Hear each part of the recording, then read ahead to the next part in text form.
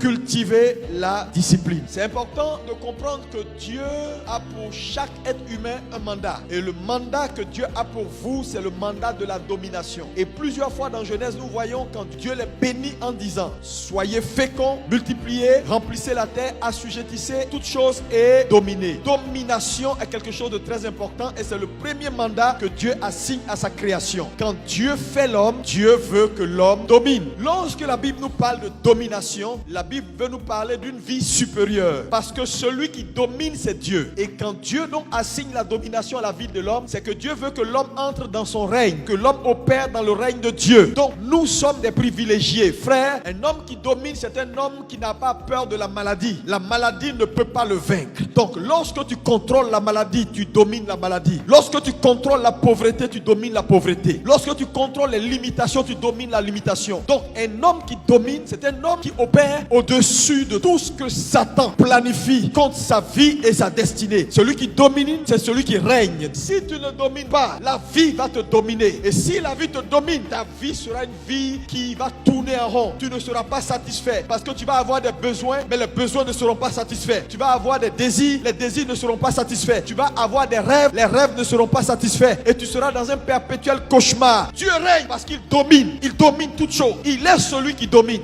Regarde la maladie. Tu veux faire des choses, la maladie te dit calme-toi, va doucement, je suis là. Tu veux courir, non.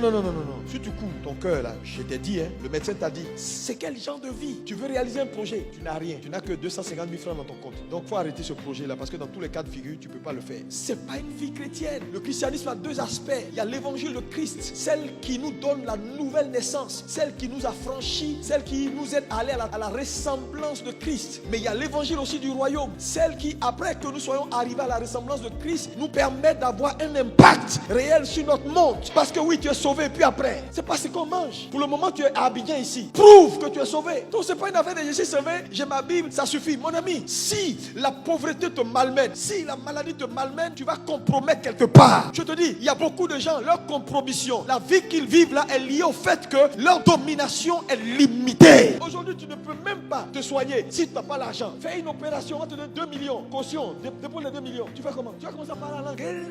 Oui, mais il faut déposer les 2 millions pour qu'on t'opère. Luc était médecin. Jésus n'a jamais eu de problème à la médecine. Donc il y a des choses, c'est pas prière. Dieu va t'envoyer sur la table. On va couper et puis on va enlever. La prière fera pour toi ce que les hommes ne peuvent pas faire. Oui, donc quand on parle d'année d'exaucement, je vous assure, Dieu veut simplement nous donner la domination sur tout ce qui arrive à nous. Dieu veut nous mettre au-dessus. De telle sorte que quand on marche, à droite c'est la grâce, à gauche c'est la grâce, devant c'est la grâce, derrière c'est la grâce. Tout ce que je veux, j'ai ça. Le problème, c'est que la domination et ces bonnes choses que Dieu veut pour nous n'est pas systématique. Matthieu 16, verset 19, il dit: je te donnerai les clés du royaume. Les hommes qui dominent, ce sont ceux qui ont la capacité de lier et de délier. La vie est faite de deux choses, lier et délier. Si tu n'as pas cette capacité, la domination biblique va te manquer. Il dit: je te donnerai les clés. Les clés, c'est quoi? Dieu va mettre à ton attention des vérités. Une vérité est une clé. Dieu va t'exposer à des vérités. Et quand tu vas avoir la compréhension de ces vérités-là, frère, il y a des choses qui vont se passer dans ta vie. Il y a des choses qui vont se passer dans tes circonstances. C'est pourquoi, en tant qu'enfant de Dieu,